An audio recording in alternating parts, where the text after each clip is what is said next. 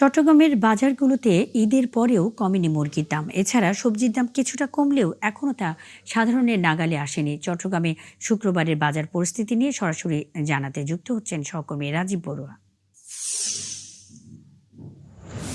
রাজীব, ঈদের পর বাজারে নিত্য প্রয়োজনীয় পণ্যের দাম নিয়ে কি মুন্নি, আজকে হচ্ছে ঈদের পরবর্তী সপ্তাহের প্রথম বাজার।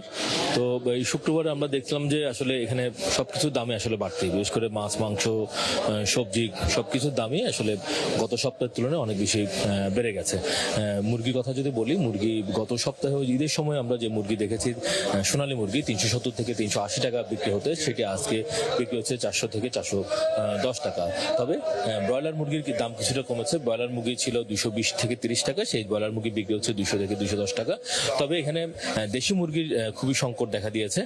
খুবই অল্প সংখ্যক দেশি মুরগি বাজারে পাওয়া যাচ্ছে, যেটির দাম 750 থেকে 800 টাকা পর্যন্ত বিক্রি হচ্ছে। এবং যারা বিক্রেতা তারা বলছে আসলে দেশি মুরগির সরবরাহ একদম নেই বললেই চলে।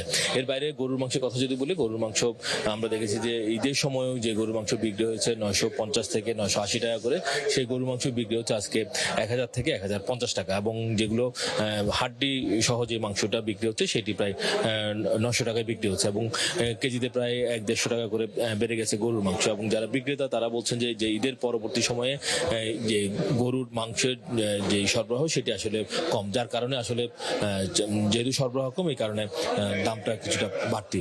আর মাছের বাজারের কথা যদি বলি, মাছ আসলে বেশ কিছুদিন ধরেই চট্টগ্রামের বাজারগুলোতে দেখছি যে মিঠা পানি এবং সামুদ্রিক যে মাছ, সেই মাছের দাম কেজি প্রতি বেড়ে গেছে 1 থেকে 150 টাকা পর্যন্ত। এখানে বিক্রেতারা বলছেন যে এখনো পরিবহন খরচ বেড়ে গেছে, যেহেতু চট্টগ্রামে মাছগুলো আসে আপনার চকরিয়া, খুলনা এইসব অঞ্চল থেকে। তো ফলে তারা বলছেন যে পরিবহনের খরচের কারণে মাছের দামটা বাড়তি।